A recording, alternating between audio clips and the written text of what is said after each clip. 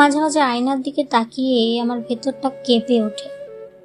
আমি যাকে দেখি সে দেখতে আমারই মতো, কিন্তু সে ঠিক আমি নই।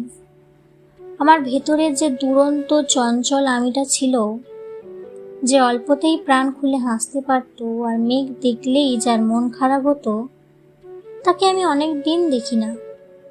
আজকের এই আমিটা অনেক বেশি হিসেবি, যে ভালোবাসার আগে লাভ ক্ষতি বোঝে, স্বপ্ন দেখার আগে বাস্তবতা নিয়ে ভাবে, আর কাঁদার আগেও চারপাশটা একবার দেখে নেয়। আমার খুব জানতে ইচ্ছা করে আমার সেই পুরনো আমিটা কোথায় হারিয়ে গেল। আমি কি তাকে অবহেলা করে পেছনে ফেলে এসেছি, নাকি এই পৃথিবীর কঠিন পথ চলতে গিয়ে সে নিজেই ক্লান্ত হয়ে আমার ভেতরে কোথাও ঘুমিয়ে পড়েছে।